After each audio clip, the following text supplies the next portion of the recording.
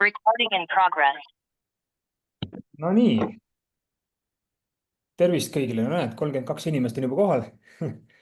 Kokku vist oli registreerijaid üle 300, ligi 400 juurde, nii et saab olema päris selline rahvarohke üritus. Kuule, aga vahva, aitäh sulle, et sa tulid kõigepealt ja ma luban, et see tund aega, mis me täna siin koos veedame, on sulle kindlasti väärt kogemusi, saad siit palju. Üldjuhul saadakse nagu väga-väga palju uut infot juurde. Ja võib-olla natuke niisugune organisatoorne osa ka, et kui sul tekib mingi küsimus, siis pane siin all on niisugune chati kast. Kliki sinna peale ja saad oma küsimuse, mis sul tekib, saad panna chati kasti ükskõik mille kohta. Toitumine, trenn, elustiil. Ja kui meil aega jääb lõpus, siis ma kindlasti nendele küsimustele vastan. Ja ega muud väga ei olegi. Ja täna ma siis annan sulle sisuliselt tunni aja jooksul, võta pastakas paber kaasa ja hakka tegema märkmeid, sest infot on palju ja tõesti seda asja, mida ma tahan jagada, on hästi palju, nii et pane kirja ja ma laen selle videoga üles ilmselt YouTube'i, et siis sa saad seda ka tagantjärgi vaadata või siis mõnele sõbrale jagada. Vot, kuule, aga hästi kiirelt, ma iseendast väga ei meeldi rääkida, aga ma väga kiirelt, et sa saaksid kontekstist aru, ma räägin ka sellest, mis ma siis elus teinud olen ja miks ma räägin seda, mida ma räägin. Ma äkki tervisliku söömisega olen seotud juba olnud üle 20 aasta, õpetanud Tartu Ülikooli füsioteraapia erialal. Juba seal ma tegelikult olin treener, aitasin inimesi natuke nii-öelda toitumisega, samal ajal ise ka praktik, ma olen kõik asjad enda peal läbi katsetanud, alates igasugustest imedieetidest. Küll ma mäletan, oli aeg, kus me öeldi, et rasvad on pahad, siis ma vaatasin, et kõik minu söögid peaksid rasvavabad olema. Ma küll kanafileed 3 korda ei keetnud, et viimne rasv välja saada, aga siiski ma eelkõige kartsin rasvu ja sõin hullult suhkruid, siis vaatasin, miks mul kaal muudkui tõuseb ja ei saanud sellest aru. Kunagi olen kaalunud 115 kilo, rekord ja täna olen siis stabiilselt kuskil 90, 25 kilo olen alla võtnud. Naine teeb nalja, et iga lapsega on 10 kilo alla läinud.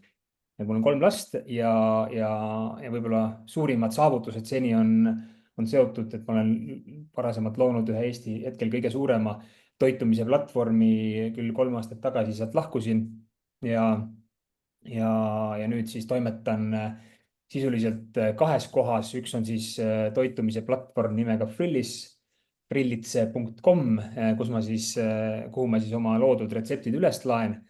Ja teine on siis omal käel heikimagi.com, kus ma siis korraldan erinevaid väljakutseid ja müün erinevaid e-raamatuid ja läbi elu olen ka 3 paberkandja peal raamatut välja andnud, mis on kõik trenni ja toitumisega seotud. Nii et see on kiirelt sellest, mida ma siis teen ja olen teinud ja võib-olla millest meil täna väga palju juttu tuleb, ongi see, et kuidas siis oma söömist muuta ja elu muuta. Number 1, kalorite lugemise vabaks. Ilmselt sa tead, et kõige suurem populaarsem nii-öelda viis, kuidas kaalust alla võtta või tervislikult süüa on kaloreid lugeda. Ma ise seda ei tee absoluutselt. Teine asi on toidu kaalumine. Ma ei kaalu ka oma toitu, nii et ma olen suutnud oma keha selliselt tööle panna, et see on otseselt ka mitte vajalik ja ma täna jagan sulle ka, mida ma siis olen teinud selleks, et jõuda sinna ja see on väga palju seotud ka sinu hormoonidega, et kuidas need tööle panna nii, et iga söödud amps kohe kuskile ennast ei salvestaks. Siin on nagu nipid olemas ja täna mul täpselt nii, et kui isegi mõni õhtu söön mingit ohtralt kooki, muidu ma eriti magusat ei söö, aga käisin just veel sünnipäeval, kus tehakse seda mingi vanakooli mingi kohupiimakook, kus mingisugune puru on sees ja peal ja mingi kohupiima purukook. Ülihea ja ma sõin seda ohtralt ja mõnuga aga samas ma olen viinud oma keha sinna kohta, kus tegelikult need üksikud üksikud mingid söömised ja nautimised ei tee sulle midagi, nii et ma täna tahan õpetada, kuidas sinna jõuda. ja, ja võib-olla ongi oluline see, et just see kõik see kaloritega seotud ja kõik see, et ma täna näitan sulle, kuidas number üks, sul on võimalik tõsta oma päevast energiakulutust. Ehk siis su keha hakkab loomulikult rohkem energiat kulutama. Ja seda on võimalik teha erinevate elustiiliäkkidega, ka läbi toitudega ja samas on võimalik ka oma toite nii üles ehitada, et nad mõjutavad sinu hormoone pigem positiivselt ja negatiivselt. Nii, ma vaatan, ma enda arust panin mute'i peale kõik siin vaikimisi, aga vahepeal ikka mõned siin tulevad heliga. Ja ma natuke siin juba kirusin neid kaloreid, on ju. Ma, ma justkui ütlen, et kalorite teadmine, tundmine ei tee sulle paha. Küll aga nad on suhteliselt ebatäpsed, ehk siis ma toon sulle näite. Number üks on see, et kui on kaks ühesugust inimest, kasvõi kaksikud, siis nad mitte kunagi ei kuluta ühepalju energiat. Neil on väga palju erisusi. Ja võib-olla mis ma kalorite nagu või selle inimese päevase kaloraaži toetuseks ütlen, et võib-olla see annab sulle mingi orientiiri enam-vähem, et mingit, okei, palju ma umbes võiksin süüa. Aga probleem on täna selles, et see veaprotsent on liiga suur. Ma julgeks isegi öelda, et kuskil 20–30% ja ma toon sulle näiteks võtame mingisugune lihatükk, mis saadetakse siis, ma ei tea, ma olen lihatööstur, teen mingisuguse seakaelakarbonaadi, valin kõige parema, madalama, väiksema pekitriibuga lihatüki, saadan kuskile laborisse, sealt määratakse selle kaloraaž ja ütlengi, panen paki peale, näed, see on minu kaloraaž, kuigi tegelikult järgmine tükk võib olla hoopis teistsugune, nii et vaata kasvõi peekoneid on ju, need on väga-väga erinevad ja sealt tekib juba meeletu erinevus sisse. Ja lugesin ühte uuringut, kus leiti, et kaloraažil kui sellisel, kalorite lugemisel on kogu sellest võrrandist kuskil 25% olulisuse roll, ehk siis 75% sellest, kas sinu tervislik söömine või kaalu langetamine, mis iganes su eesmärk siis ka ei oleks, on edukas, on peidus kuskil mujal. Ja siinkohal on hea öelda, et erinevatel toitudel on meile väga erinev mõju. Ehk siis kalorid kaloriteks, sinu küllastustunne, täiskõhutunne, soolestiku tervis, ainevahetuse kiirus, kuidas su keha põletab keharasva. Kõik on väga-väga sõltuv sellest, mida sina sööd ja kuidas sa elad. Nii et see on lihtsalt, kalorid on lihtsalt selline mõnus, tore raam ja üldjuhul, kui me räägime, et mis enamik toitumise platvorme, äppe üldse töötavad ju tegelikult kalorid sisse, kalorid välja põhimõttel, muud tarkust sinna väga palju juurde pole toodud ja on mõned üksikud valemid, mis siin maailmas on välja mõeldud, siis nad kõik ikkagi suhteliselt ühte auku, eriti kergemale naisterahvale, vähendavad need toidukogused väga-väga alla. Kuskile sinna isegi 1100–1200 kilokalorit ja see on nälgimine, seda pole vaja mitte kellelgi teha. Ja pigem targalt leida nipid, kuidas tõsta oma päevast kulutust, teisalt ehitada, panna oma toidukorrad nii targalt kokku, et saad rahulikult kõhu täis süüa, ei pea mitte midagi lugema, kaaluma ja võid olla kindel, et su keha lihtsalt töötab väga hästi ja põletab selle kõik väga kergesti ära. Nii, ma korra vaatan, et keegi meil siin kuskil on natukene mute'i vaba, aga olgu, vist ei leia neid praegu üles. Vaatan, et keegi siin natukene kuskil midagi, kui keegi ei ole mute'i peal, siis pane ennast palun mute'i peale, ma ei praegu kohe esimese hooga ei leia üles, kes see on. Nii, natuke mainisin juba hormoone ja on terve rida hormoone, mida sul ise on võimalik mõjutada. Kõige lihtsam neist või kõige lihtsamini mõjutatav hormoon on insuliin. Ja ma võib-olla, kuna ma pean veresuhkru taseme kontrollimist ja söömise kontekstis ja kaalu langetamise kontekstis, tervisliku söömise kontekstis kõige olulisemaks, siis ma võib-olla räägingi sulle hästi kiiresti selle insuliini teema ära, et miks see on oluline ja mis ohud siin nii-öelda valitsevad. Kui sa midagi sööd süsivesikurikast, valgutrasvad nendega probleemi ei ole, need ei hakka sinu veresuhkrutaset kõigutama, küll aga süsivesikud ja päeva lõpuks kehale pole mingis mõttes vahet, kas see süsivesik jõuab sinu verre, kas sa sööd riisi või sa sööd joodsuhkruvett. Kui see jõuab sinu verre, siis ta nii-öelda kehale muutub selliseks, kehale tehakse selliseks töödeldavaks nii-öelda aineks, ehk siis see muutub glükoosiks ja see on siis see juba, glükoos on see ühendasi, mida sinu rakud saavad vastu võtta. Ehk siis me tahame seda, et kui see glükoos verre jõuab, me tahame, et see glükoos saaks ka liikuda raku sisse. Ja kui sa sööd süsivesikuid, glükoos on veres, siis selleks, et seda glükoosi transportida või nii-öelda suunata rakkudesse, selleks keha eritab insuliini. Insuliin on siis justkui nagu, kutsun teda nagu toidukuller, on ju, kes siis justkui viib toidu ukse taha, koputab uksele ja siis sa tuled, võtad toidu vastu ja kõik on hästi ja seda ideaalmaailmas.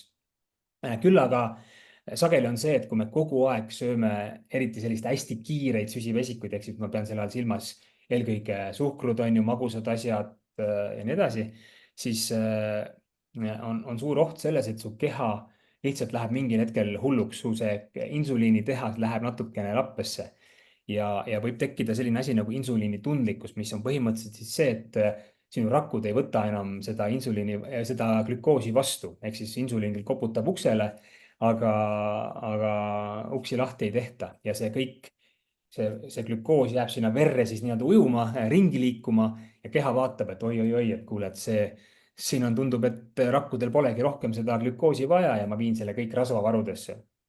See on olukord, mida sa ei taha tekitada endale. Ja mis on veel hästi huvitav, on see, et kui sinu veres on glükoosi, insuliini, siis sinu keha ei hakka kasutama keharasvu energia saamise eesmärgil. Nii et sinu lootus see, kui sa enne trenni jood endale mingisuguse magusa joogi sisse, spordijoogi, mis iganes nime all see meil täna on, ja arvad, et keha hullult hakkab rasva põletama, siis pigem nagu mitte, et insuliin on veres, siis su keha pigem on muud viisid energiat saada, ehk siis ta ei hakka sinu keha rasvavarudest keharasva võtma. Nii et see on oluline info tegelikult kõige selle tervisliku söömise ja selle kontekstis, mida ma täna sulle rääkima hakkan. Nii et minu see peamine põhimõte, mida ma jälgin, ongi see, et toidud, mida ma söön, ei tõstaks liiga kiiresti. Normaalne tõus on täiesti okei, see on tavapärane, sa ei saagi nii, et sul midagi sööd ja see sul null on. Aga see on oluline see, et seda insuliini tuleks mõõdukalt, seda glükoosi oleks mõõdukalt veres, mitte liiga palju.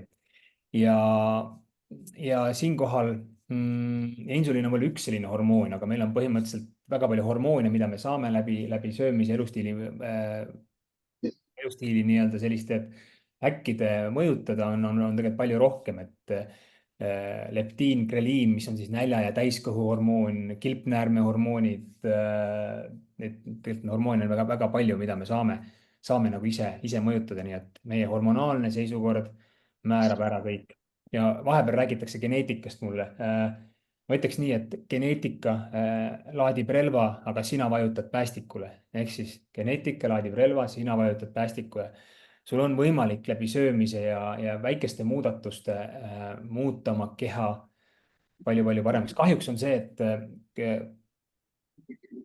üleüldisest toitumise teaduses, mis meil siin ringi liigub, on väga palju ka sellist infot, mis tegelikult võib-olla ei ole kõige parem ja just ma räägin siin seda just teatud toiduained, mis võib-olla mingis kombos on väga head sulle, on võib-olla eraldi võetuna mitte nii head. Lihtne näide, samamoodi selle glükoosi, insuliiniga seotud on näiteks, kes söövad hommikuti kaerahelbeputru veega, villutavad banaani peale, siis ma võin sulle garanteerida, et tunni aja pärast on sul kõht tühi või põhimõtteliselt on nii, et mul hea koolivend ütles just üks päev selle hea lause, et kui sa hommikul sööd veega tehtud kaerahelbeputru, lõigud sinna veel süsivesikurikast banaani peale, siis sa võid kohe hakata ka lõunasööki valmistama. Ehk siis oluline on see, ma pärast hommikusöögi juurde ka jõuan, aga et su toidud, ükskõik, vahet pole, kas see on hommikusöök, kuigi hommikusöök on selles mõttes kõige tähtsam, et sealt ei tohi asi lappesse minna. kas see on hommikusöök, lõunasöök, õhtusöök, sa tahad, et see veresuhkru taseme vastus või see tõus ei oleks liiga kiire, sest kui ta on liiga kiire, siis tuleb ka see languskiire ja tulemuseks on isud ja nälg. Nii et see veresuhkru taseme kontroll on kõige olulisem ja sellel ma peatun täna ka kõige rohkem. Ma jagan sulle nüüd väga selgelt häkke, mida mina kasutan selleks, et oma veresuhkru taset kontrolli all hoida. Ja tee märkmeid või vaata hiljem YouTube'ist järgi. Loomulikult esimene kõige lihtsam häkk ongi see, et need süsivesikud, nagu ma ütlesin, süsivesikud on need, mis seda põhjustavad. Need süsivesikud peaksid number 1 olema nagu pigem sellistest päris toiduainetest. Ehk siis, ma ei tea, suhkruvesi versus tatar on ju. Et mida rohkem vaeva peab keha nägema selleks, et seda glükoosi kätte saada, seda aeglasemalt veresuhkrutase tõuseb ja hiljem ka siis langeb. No see on muidugi asi, mida kõik teavad, on ju, et kuule, et ära söö magusat, no, aga järgnevad häkid kindlasti natukene huvitavamad. Teine häkk, mis on pärit tegelikult sellisest raamatust nagu Glükoosirevolutsioon ja mulle väga see raamat meeldib, soovitan lugeda, on Alusta päeva soolase hommikusöögiga. Minu jaoks on, vanasti ma ütlesin, et hommikusöök on päeva kõige tähtsam toidukord. Täna ma ütlen nii, et see vastus on jah ja ei.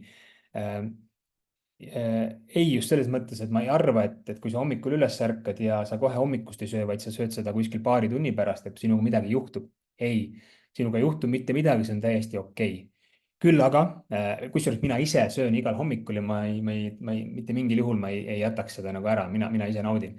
Aga kui sa seda hommikusööki sööd, siis on väga oluline selle koostis. Ehk siis, kui sa alustad, nagu ma ütlesin sulle, oma hommikusööki mingi magusa süsivesikurikka toiduga, noh, nagu ma ütlesin, kaerahelbepuder, veega tehtud paar banaani veel peale, võib-olla mingid kuivatatud rosinaid või mingid kuivatatud puuvilju, siis teed endale ühe kaerapiimalatte veel peale. Muideks kaerapiimalatte on ainuke kohvijook, mida ma ei soovita juua, sellepärast et kaerapiim on teravili, süsivesik ja tõstab sinu veresuhkrutaset hästi kiiresti, hästi kõrgele.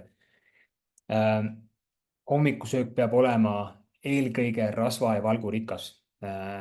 Mul on endal selline, ma pärast jagan paari linki ka, mul on mõned raamatud siin tulnud välja ja ka tulevad nüüd juba neljapäeval tuleb üks uus retseptiraamat välja. Ma kutsun ise seda kõik läks pekki toidukorraks, ehk siis selline restart hommikusöök, mis on perfektne, ma ütleks seda perfektne päevale, perfektne algus päevale. Noh, ma ütlen, mis mina ise söön, mis enam-vähem on, ma söön 3 muna, pool avokaadot, 2 peotäit vokitud brookolit.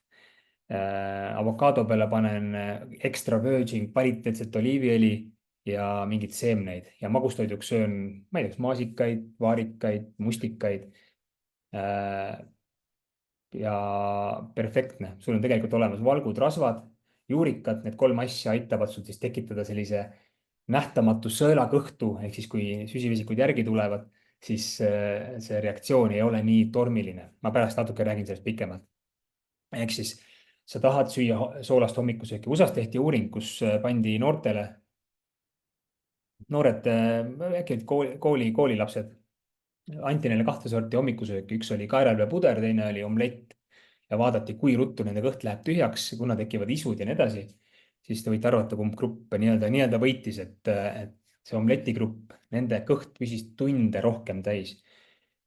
Ja et seda mitte vähe rõhutada, siis hommikusöök on kõige tähtsam hommikusöök just juhul, kui sa seda sööd, aga see peab olema selline, et su veresuhkrutase ei lähe lendu. Kui sa oled pudruinimene, siis ma soovitan sul sinna panna peale ohtrad näiteks Kreeka jogurtit, mingit pähkleid, kus on valke rasvu. See aitab ka natuke seda kõike aeglustada ja ideaalis ma sööks paar kurki ette. Või tomatit, näiteks kui sa ei viitsi mingit porgandeid endale hakata vokkima või brookolit. ehk siis hommikusöök. kui sa ühe mõtte võtad täna siit kaasa, siis see, et vaata, mida sa hommikuks sööd. kõige olulisem. Siis teine või kolmas nipp on see, et ära kunagi söö süsivesikuid eraldi toidukorrana. Süsivesikud on siis põhimõtteliselt on ju puuviljad, riisid, kartulid, tatrad, makaronid, tortillad, palju variante on ju. ära kunagi söö neid eraldi toidukorrana, isegi see, et kui sul on kõht tühi, hästi populaarne on, võtame vahepalaks ühe banaani. banaan on väga hea, ma söön banaani hästi palju, aga ma söön teda toidukordade ajal või lõpus pärast.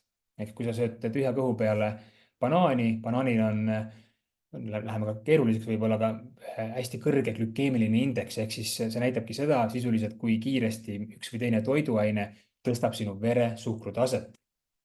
ja, ja banaanil on suhteliselt nii-öelda kõrge, ehk siis jällegi, sa tahad vaadata, okei, ma tahan banaani süüa, banaan üksi võetuna ei ole sulle hea vahepala, aga võib-olla kui sa võtad ette sööd ühe tomati ära, võtad ette peotäis pähkleid ja siis sööd selle süsivesiku, siis see toime on palju-palju parem ja see veresuhkrutase ei tõuse nii kiiresti. ja tänu sellele ei pea keha nii palju ka insuliinitehas ei pea kohe lolliks minema hakkama seal pumpama, nii et vahepeal isegi olen soovitanud, kui on võimalik teha mingi toidukorrad, millega ei ole võimalik toiduaineid niimoodi järjestada, aga ideaalne järjekord on see. alustad juurikatest. juurikad ehitavad sinu kehasse sellise nähtamatu sõela. on see siis täpselt kapsas, porgand, brookoli, illkapsas, salat, tomat, kurk. tead ise, on ju, juurikad, noh, need on need, mida lapsed ei söö. Siis seejärel valgud, liha, kala, muna, siis rasvad, ütleme valgud, rasvad võiksid olla enam-vähem koos, see on okei. rasvad on avokaado, õlid, pähklid, seemned, hapukoor.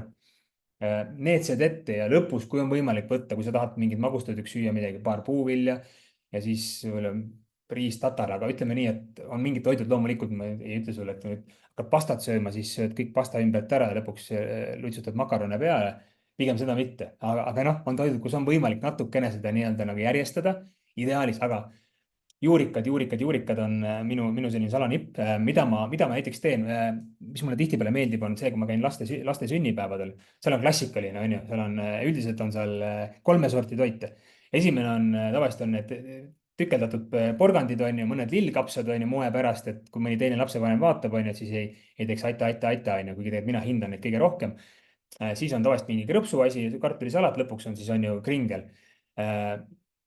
Kui sa tahad neid kringleid asju süüa, kõik need süsivesikud, magusad asjad, siis hoolitse selle eest, et söö endale ette neid juurikaid, mis seal nii-öelda moe pärast pandud on, sest jällegi, ma ütlesin, see ehitab sinu kõhtu nähtamatu sõela ja aitab siis seda süsivesiku reaktsiooni, mis tuleks, kui sa sööks tühja kõhu peale seda kringlit natuke leevendada.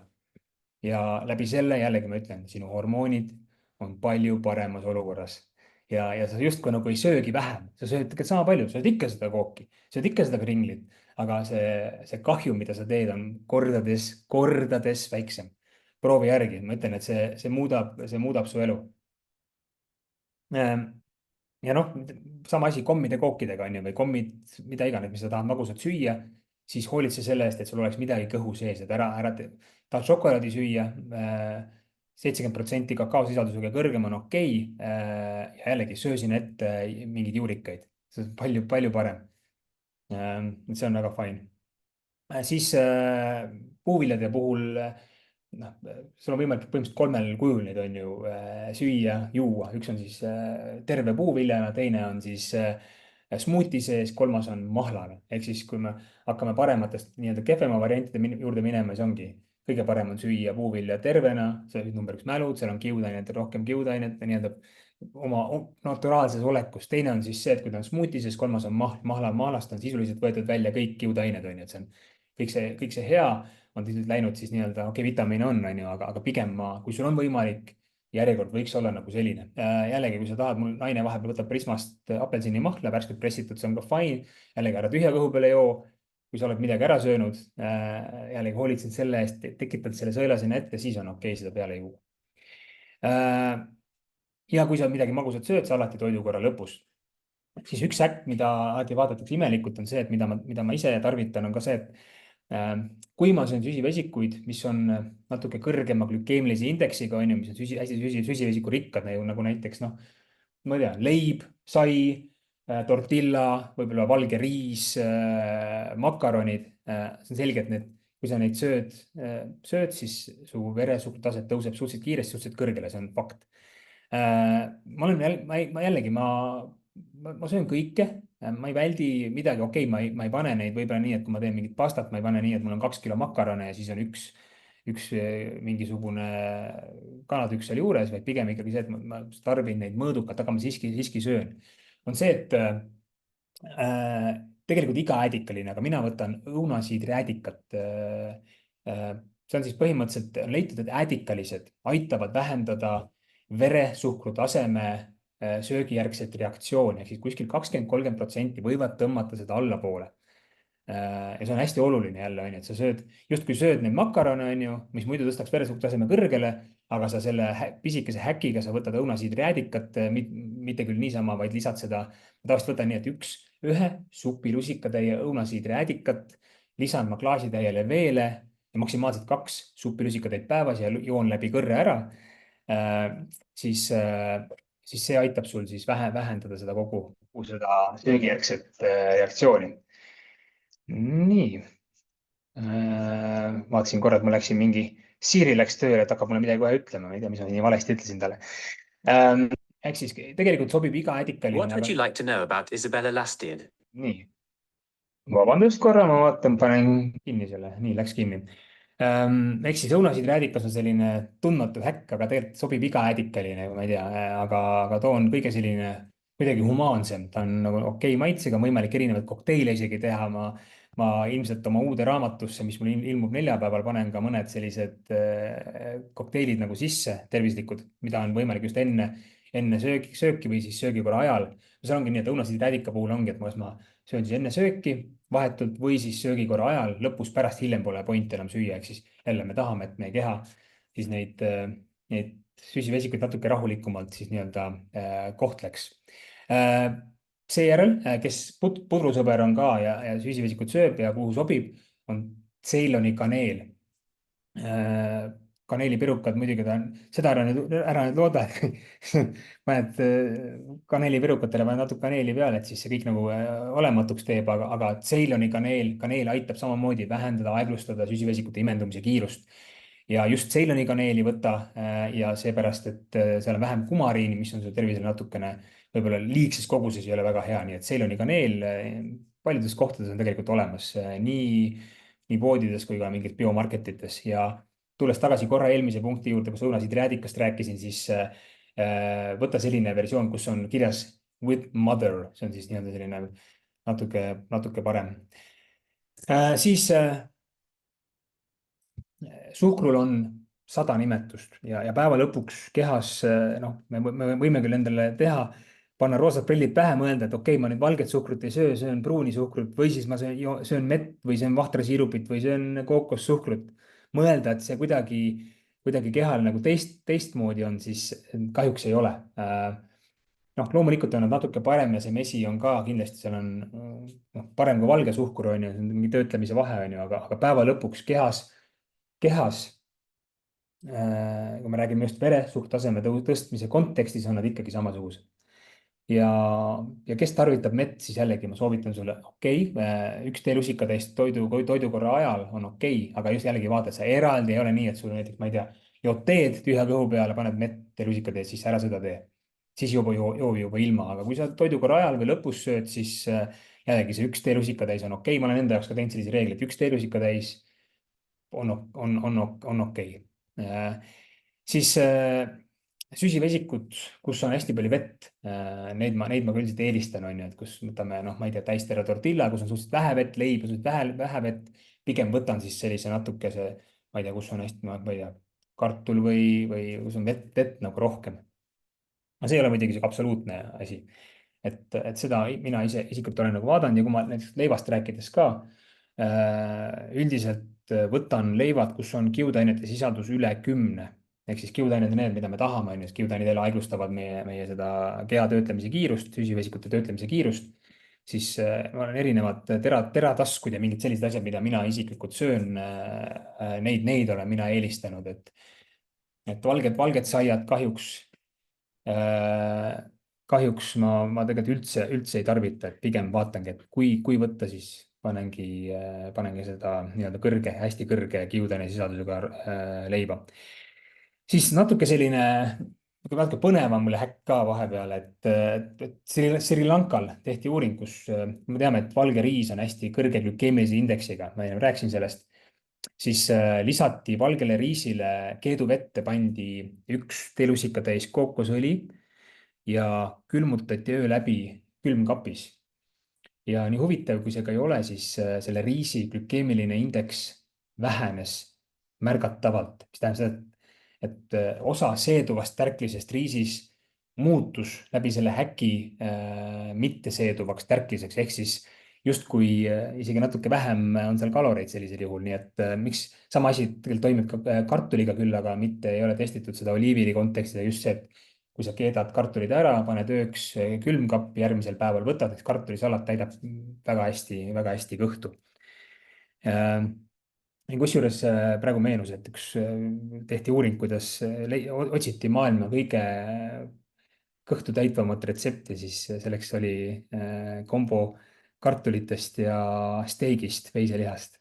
Et huvitav, kas nad ka siis panid öö läbi, hoidsid neid kartuleid külmkapis, aga see jällegi, et osa seeduvast tärklisest muudad läbi selle pisikese lihtsa häki, muudad siis mitteseeduvaks tärkliseks. Et siuksed pisiasjad meil on, ütleme nii, et asi ongi detailides kinni, ehk siis üks häkike siin, üks nipike siin, et see teadmised jõuaks, et mis olukorras, mis asju kasutada, ehk siis ahah, okei, ma söön nüüd seda täistera tortillat, on ju. Seal on küll kiudained, aga okei, kuule, et nüüd see on see süsivesik, mis võib-olla vajaks natuke rohkem enda juurde neid mingeid aeglustajaid, on ju, kas see on siis juurikad kõvasti või see on siis õunasiidrijäädikas. Ja just on siin küsimus, et miks peab jooma õunasiidrijäädikat läbi kõrre, just hammaste pärast, et see äädikaline, kui sa ainult niimoodi hambaid loputad sellega, et see ilmselt ei tee sulle head, nii et seal on teatud nii-öelda reservatsioonid. Ja kui sa nüüd seda riisi ja kartuleid uuesti soojendad, siis see ei ole probleem, see on okei, see ei muuda seda uuesti nagu seda head muutust uuesti mitte heaks. Siis veel üks nipp, kui võimalik, siis treeni enne söömist. Jäta trenn enne sööki. See tagab selle, et kui sa teed trenni, siis sinu keha on pärast trenni sellele glükoosile palju vastuvõtlikum ja jällegi seda vähem jääb sul sinna verre seda glükoosi ringi liikuma. Ja see on see, mida sa tahad. Mina alati tavaliselt kuskil 12 paiku käin trennis ja jälgingi, et ma tavaliselt söön siis pärast trenni seal ühe paiku. Et hea nipp. Ja teine nipp ka veel, mis ka aitab, on see, et natuke risti vastupidine eelmisele häkile on see, et kui sa ei jõua enne söömist trenni teha, siis liiguta, kui sa teed kõhu täis, mine 10 minutiks jalutama või tee 30-40 kükki jällegi. Keha jällegi päris mitu protsendipunkti väheneb see veresuhkrutaseme tõusu kiirus. Lihtne asi, 10 minutit jalutada pärast sööki on väga lihtne. Nii et sellised süsivesikutega seotud häkid, neid on päris palju, aga asi, ma ütlen, et see söömise asi on kinni detailides ja kõik see, mis ma sulle just siin rääkisin, selle viimase 15 minutiga ongi see, mis tegelikult on kõige olulisem. Ehk siis kuidas läbi söögi mõjutada just insuliini, veresuhkrutaset ja hoida seda normis. Ja ma luban sulle, et pärast seda sa ei pea neid kaloreid ükshaaval niimoodi veeretama. Et noh, ilmselgelt täiskõhutunne, jood Coca-Colat 2000 kilokalori väärtuses ära, on hoopis teine, kui sa sööd 2000 kilokalori väärtuses brookolit, on ju. Aga ei pea ka brookolit sööma, nii et selles mõttes, et need toidukombosid on nii palju ägedaid ja mis tegelikult sööd kõhu täis ja kõige olulisem ongi see, et kuidas süüa kõht täis, nii et sa ei pea mõtlema, oi, ma nüüd sõin üle, et validagi toidud nii targalt. Ma natuke pärast räägin ka, et kuidas mina toitu kokku panen. Siis valgud. Valkudega on hästi huvitav lugu selline, et no valgud on, meil on ju kana, kala, kalkun, kodujuust, juust, muna, sadu variante. Miks ma iga toidukorraga söön valku?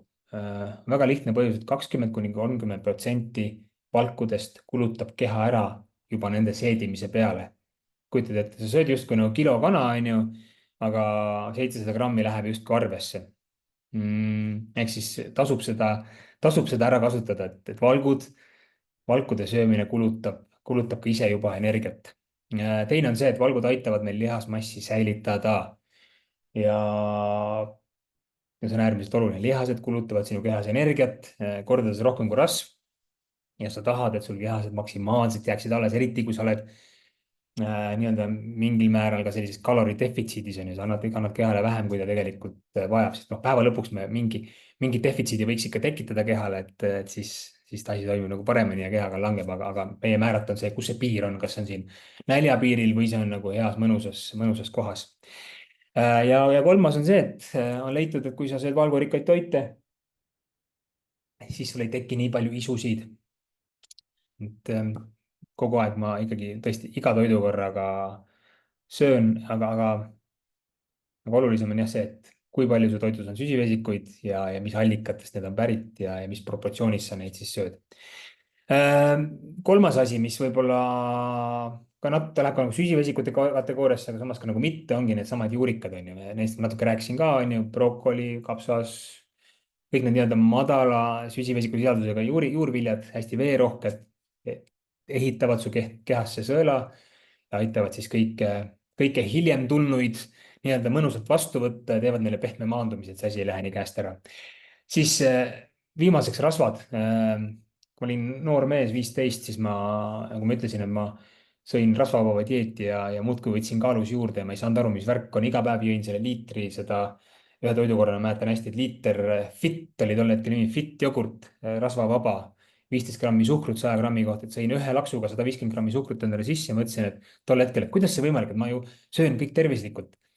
aga täna on nagu selge, et rasvad on üliolulised ja number üks, nad aitavad sul täita kõhtu, nad aitavad hoida veresuhkrutaset stabiilsena, nii et ma iga toidukorraga vaatan ka seda, et mul oleks midagi rasvarikast, on see siis, ja ma ei karda üldse küllastunud rasvhappeid, võid, hapukoort, avokaado, okei, avokaados juba on taimne, on ju, aga lisaks veel söön pähkleid, seemneid, õlisid ja rasvade koha pealt võib-olla üks asi, mida ma tahan sulle hullult nii-öelda südamele panna, on see, et meil on nii-öelda, kui me sööme rasva, me saame väga, võib-olla terminid, mida sa nagu tead, on omega-6 rasvhapped ja omega-3.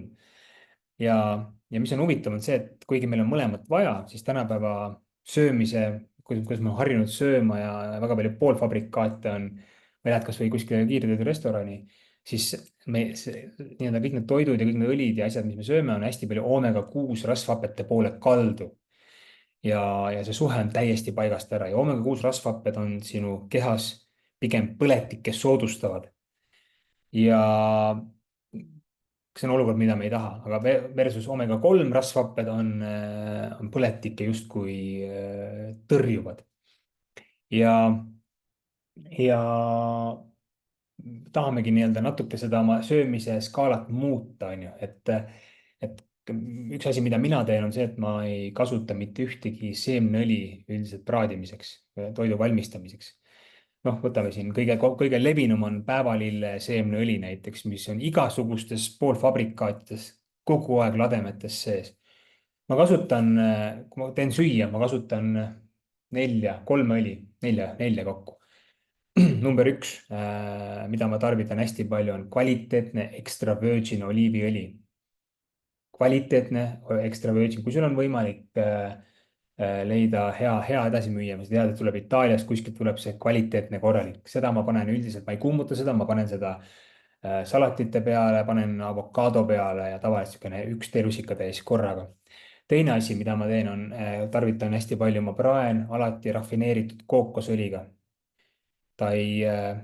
nendega ei juhtu kuumtöötlemisel mitte midagi versus see, et seemneõlid üldiselt on juba poes liiga palju valgust saanud ja rääsuvad hästi kiiresti, nad ei ole nii head. Ehk siis esimene on oliiviõli extra virgin, teine on kookosõli, nii rafineeritud kui rafineerimata, sõltub, kuhu ma seda panen. siis on või, tavaline või, ma olen laktoositalumatu, ise ma söön laktoosivaba. Avokaadoõli, okei, kuigi seda ma ei ole eriti pigem võtnud, ma olen lihtsam vend. Ja ka selitatud või ehk kihi. Nii et kui sul on võimalik, tee see üks muutus ära, viska seemneõlid välja ja prae pigem õlidega, kus ei ole neid omega-6 rasvhappeid enam nii sellisel kujul nii palju sees. Ma tahan rääkida natuke sulle soolast. Sool on saanud siin meil lastud maha justkui kõige suurem pahalane maailmas. Sool on probleemiks siis, kui sa justkui sööd päev läbi ainult poolfabrikaat, saad liiga palju soola, siis on see reaalne. Aga kui sul soola on meil vaja, sool, võtame palava ilmaga, sa ei higista kunagi puhast vett, sul on vaja, sa ikkagi higistad eelkõige naatriumit ja naatrium on üldiselt soola peamisi komponente, ehk sa tahad tegelikult, et sool nii-öelda, sa tahad ikkagi oma mineraali ja elektrolüütide varud taastada. Ja kui sa ise maitsestad enda toite, ise teed süüa tihtipeale ja saad kontrollida seda, siis mingit muret sul soolaga kindlasti ei teki. Küll aga, mida ma soovitan, on see, et tavalist lauasoola, valget naatriumkloriidi väldi, ära seda söö. Ja põhjus ongi see, et seal on ainult 2 mineraali, naatrium ja kloriid. Küll aga ma olen leidnud, et mina tarvitan 2 peamist soola. Üks on siis toidu valmistamiseks, võtan Himalaia roosat soola. Jällegi seal on mineraale märgatavalt rohkem sees. Küll mõni vaidleb, et võib-olla seab kahtluse alla, et noh, kui palju neid seal siis siiski on, aga midagi ikka. Ehk siis toidule panen Himalaia roosat soola ja kui ma panen vee sisse, panen keldisoola. Guugelda Bio4U pood vist oli see, mis seda müüs. Keldisool on kõige magneesiumirikkam sool üldse, mis on. Ja miks see oluline on, ongi see, et number 1 on see, et kui me joome vett ja tahame, et see vesi kehasse kinni jääks, siis naatrium on see, mis aitab selle veel nii-öelda kehas olla nii-öelda kinni nii-öelda, hoiab vett kehas kinni. Kui sa naatrium üldse ei saa, jood vett, pistid kogu aeg välja ja tegelikult keha justkui ei saagi mitte midagi. Teine asi on magneesium, mis aitab sul siis sellel veel jõuda raku sisse ka, avab justkui need uksed. Ja seepärast ma üldiselt, kui ma hommikul ärkan, ma tavaliselt joon klaasitäie vett ja panen sinna 1/4 teelusikatäit keldisoola, lahustan ära ja joon selle ära. Ja teine on ka see, et kui ma lähen trenni, siis ma samamoodi ühe keldisoolad närin suus lausa pooleks, joon vett peale ja ma tean, et jällegi ma tahan, et mu kehas oleks piisavalt vett. Ehk siis ja ma tahan, et see vesi jõuaks ka nii-öelda raku sisse, et tihtipeale ongi mure ka selles, kui inimestel, eriti naistel on jalad paistes või siis võid ka mõelda, et kas see vesi jõuab sul raku sisse või mitte, et võib-olla mingid häkid, mida kasutada, et seda infot on tulnud netist päris palju, et kus on tehtud mingid nii-öelda sellist veepeetust või justkui nagu paistetust, on leitudki, et vesi ei olegi jõudnud raku sisse. Kell läheb halastamatu kiirusega, aga ma kütan edasi praegu. Toidukorrad, mis kell ja kui palju? Ma olen oma elu hästi lihtsaks elanud, ma üldiselt hommikusöögi söön pärast ärkamist kohe kuskil poole tunni jooksul, ei ole hullu ka midagi, kui sa sööd kuskil 1-2 jooksul. Viimase toidukorra ma söön kuskil vähemalt tund-poolteist enne magamaminekut, mitte sellepärast, et ma kardaksin, et magama minnes see toit muutuks rasvaks, aga minu une kvaliteet halveneb, kui mul on liiga kõht täis ja une kvaliteet on hästi oluline ka hormoonide seisukohalt. Nii et ma vaatan seda. Ja üldiselt ma söön 4 korda päevas, ma arvan, 3-4 korda päevas on okei süüa ja jaga lihtsalt võrdselt päeva peale ära. Hommikusöögi puhul jälgi eriti, et see oleks soolane, pigem sellise madala, kui termin on veel olemas, nagu glükeemiline koormus. Ma mainisin sulle ennem oma frillis.com äppi, siis seal me kuvame ka iga toidu juurde selle glükeemilise koormuse, seda ükski teine äpp ilmselt maailmas vist ei teegi. Ja see näitabki seda, see hommikusöögi glükeemiline koormus peab kindlasti jääma ideaalis alla 5, aga vähemalt alla 10. Ja seal ongi 3 skaalat, 0–10, 10–20, 20 ja ülespoole, ehk siis 20 ülespoole on juba see, et see glükeemiline koormus on hästi suhteliselt juba poolsem, nii et ma vaatan, et mu toidud kindlasti ei läheks üle 20, aga ideaalis ma arvan, et mu toidud on kõik kuskil maksimaalselt 10, ehk siis see glükeemiline koormus toidukorra kohta on 10. Võid tasuta äpi ka alla laadida endale frillis.com, saad vaadata ja ise ka toiduretsepte luua.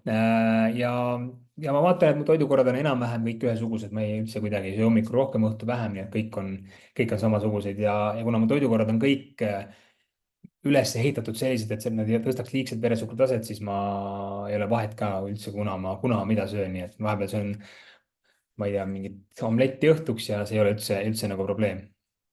Siis kuidas toidukorda kokku panna? Hästi kiirelt räägin ka sellest. Võtame taldrik on ümmargune, siis ma alustan alati juurikatest, panen kuskil 1/3 juurikaid alati. Brookoli, nagu ma ütlesin, kõik igasugused juurikalised.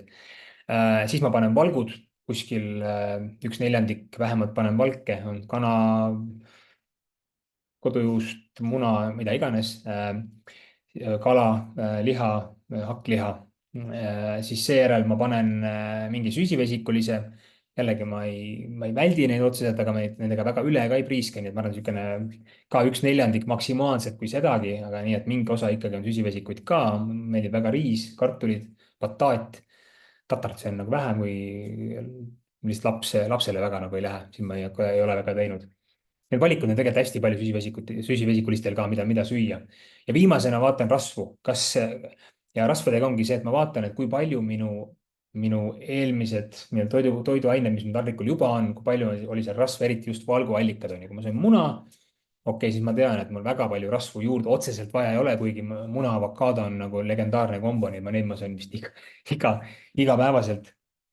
Ja vaatangi, et okei, aga ma söön näiteks söön brokolit, söön valget riisi, söön kanafileed, siis ma tean, et kanafilees ei ole tuhkagi rasva. Siis ma lisan sinna kas avokaadot, lisan hapukoort, lisan pähkleid, lisan seemneid. Ja kindlasti ka mingit oliiviõli, ehk siis jällegi oluline on see, et rasvad oleks minu toidus olemas, aga just ma jälgin neid just vaatage, et mis ma olen juba taldrikule nagu pannud. Ma räägin natukene ka sulle lisaks toidule ka natuke elustiili häkkidest, mida ma ise kasutan ja läbi selle ka muudan enda keha natuke paremini töötavaks, ma muudan oma hormoone, ma muudan oma keha selliselt, et ta kulutab rohkem energiat ja ei ole nii, et iga amps, mis nii-öelda justkui plaaniväline tuleb, et siis kohe muutub see keha rasvaks, et number 1 on stressi vähendamine. On leitud, et inimesed, kes kogevad palju stressi ja ei tegele selle maandamisega, põletavad vähem energiat. Vahva uuring oli see, kus leiti, et stressi kogevad inimesed kulutavad järgmisel päeval 140 kilokalorit vähem. Oluline ei ole see kaloraaž, aga oluline on see, et see seos on olemas.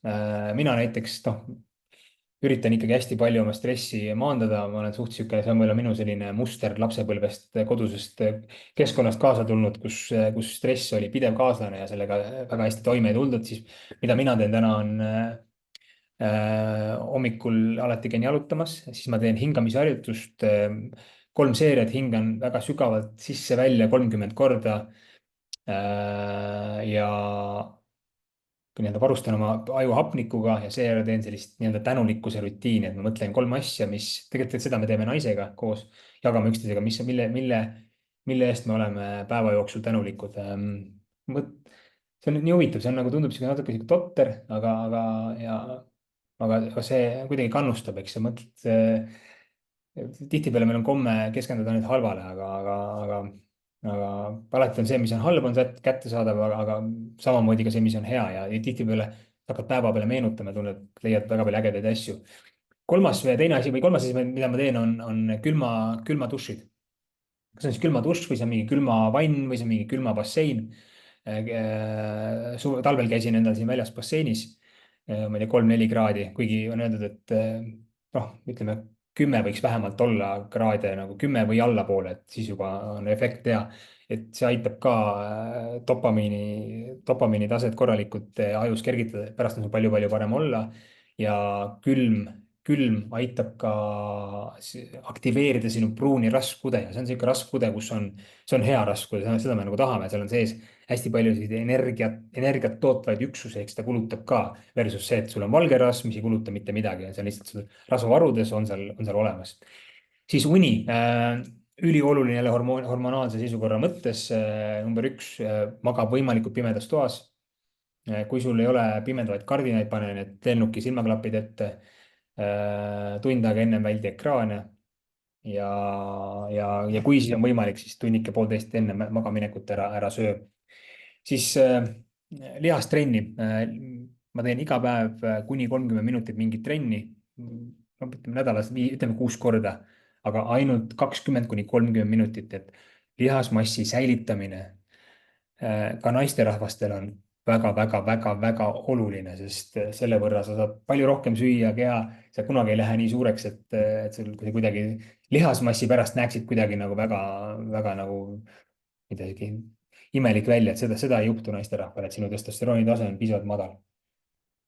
Nii et kui sul on võimalik lihastrenn võtta juurde, võib-olla kasvõi 10 minutit, 15 minutit päevas, teed, ma ei tea, teed süüa, teed vahepeal 3 seeriat, 10 kükki, mida iganes, aktiveeri oma lihaseid, on ju, ja eriti jalalihased on sul hästi palju, jalalihased on, seal on hästi palju lihasmassi potentsiaali peidus, nii et kasuta seda ära.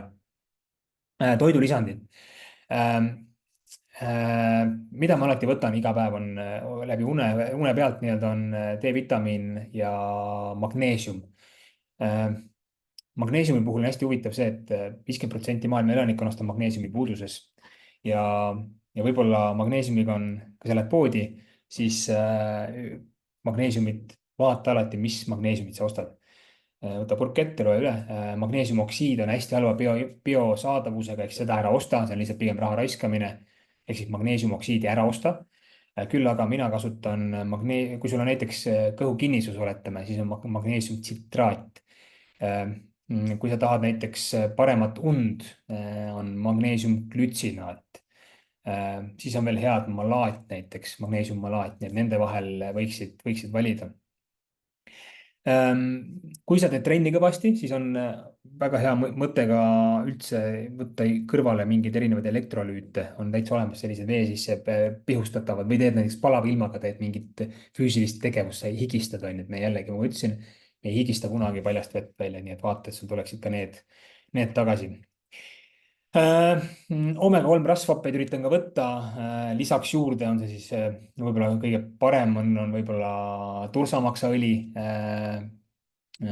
cod liver on ta vist inglise keeles, pigem peaks olema tursamaksaõli, või siis mingit kalaõli, ka väga okei.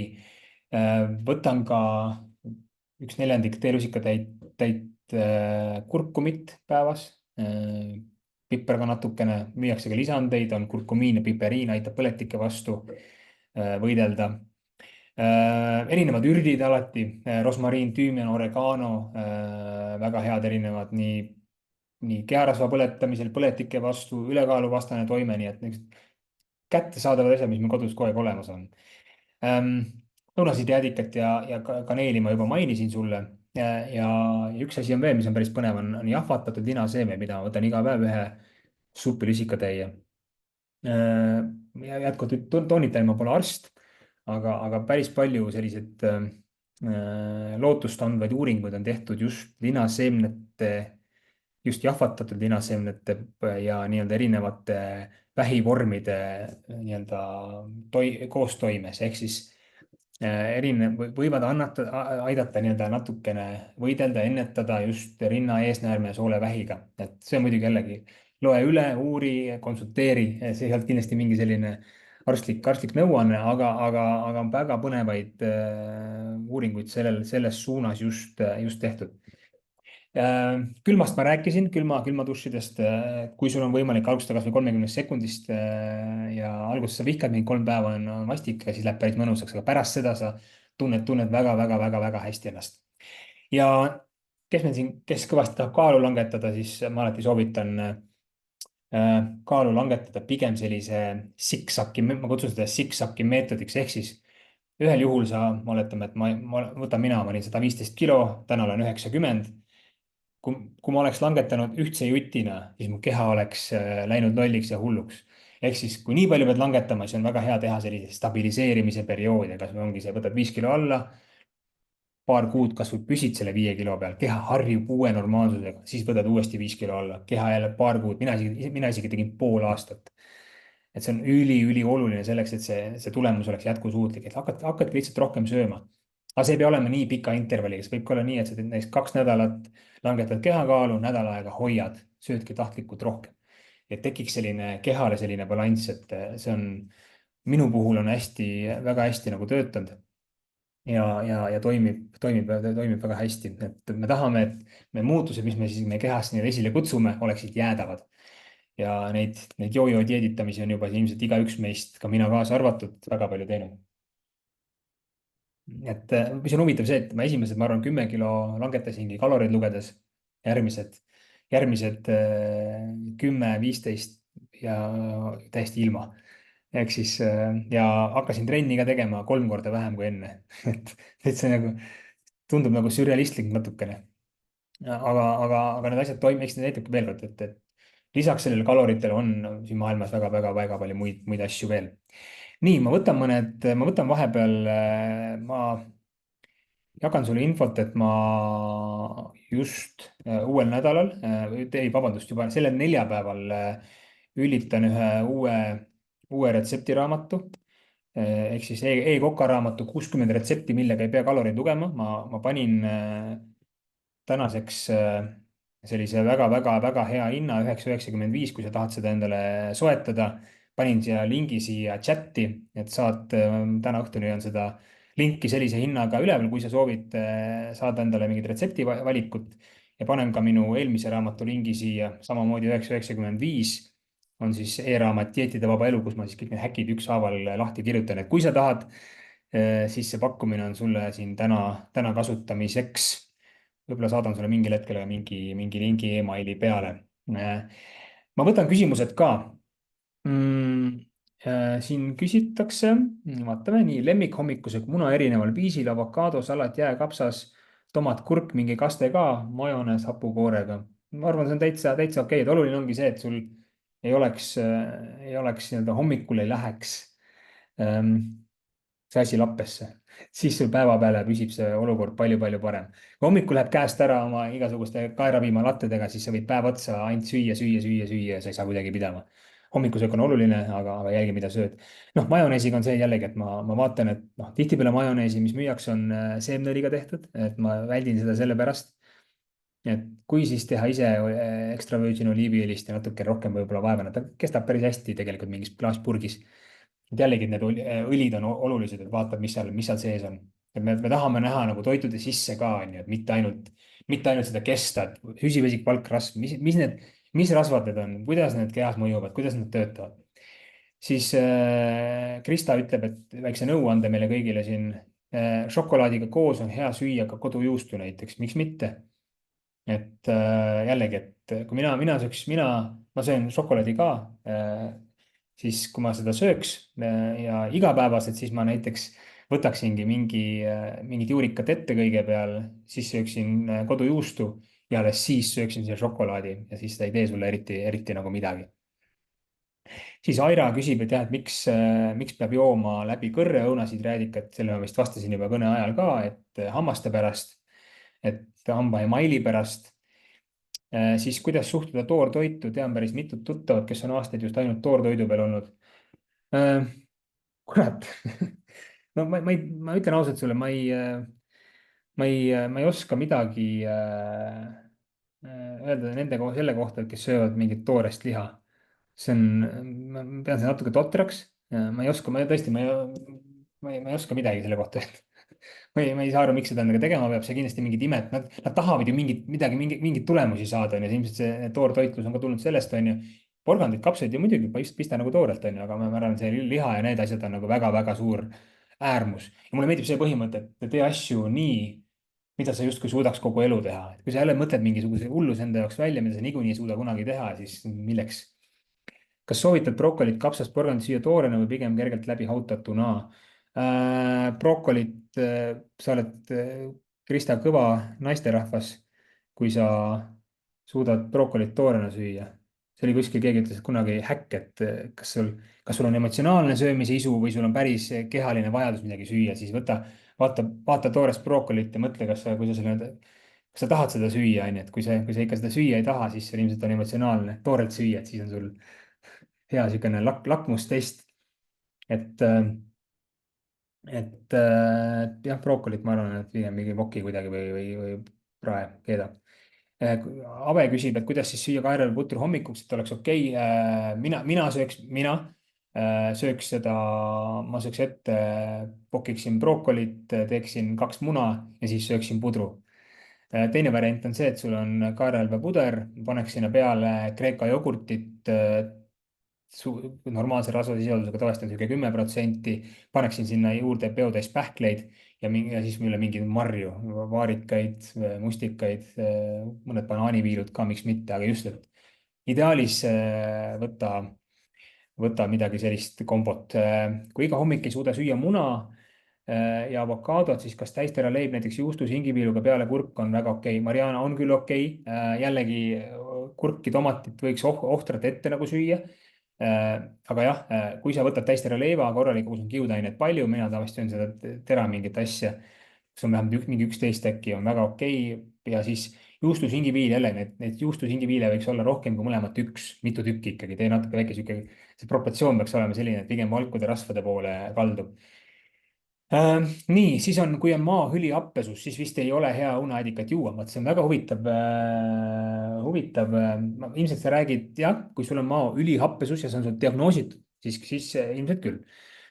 Mis on väga huvitav, on see, et väga paljudel inimestel, kellel on kõrvetised ja arvavad, et neil on kõrge maahappesus, siis tegelikult ei ole, tegelikult on madal maahappesus. See on isegi levinum veel kui kõrge maahappesus.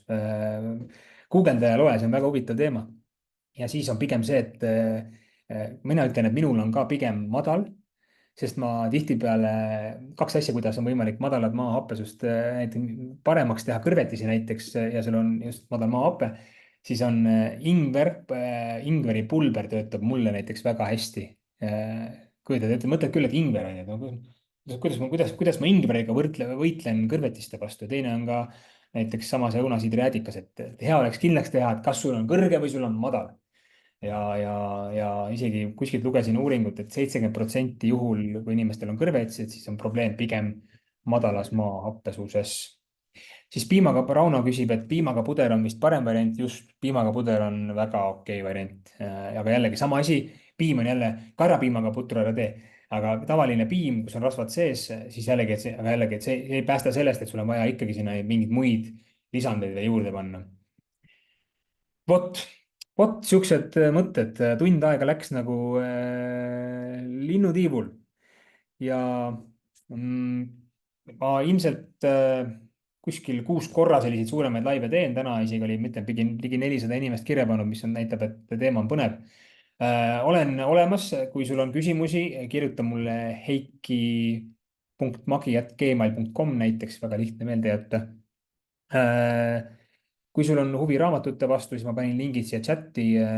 Täna õhtuni on see väga-väga hea hinnaga saadaval ja üks raamat siis tuleb sulle kohe emaili, Dieetide vaba elu, mis on automaatselt, kui sa tahad PDF-versiooni, siis kirjuta mulle üle, et kuule, ma tahan PDF-versiooni. Ja siis minu retseptiraamat, kus on siis sees just need toidud, millega justkui ei oleks vaja kaloreid lugeda, ilmub siis sellel 4 päeval ehk siis mõne päeva pärast. Nii et ja Freilis igapäevaselt ma siis loon retsepte Freilis äppi. Sinna ma panen alati need kõik retseptid, mida ma teen, loon üles, kuigi kõiki raamaturetsepte praegu ei ole, nii et neid ma veel mõnda ei jaga. Aga mõned on ka samad, nii et aitäh. Jah, ja ma töötan edasi, et siis muuta see meie kõikide söömine ja teadlikkus sellest kalorivabadusest just tuua teieni. Vot, tšau, aitäh teile!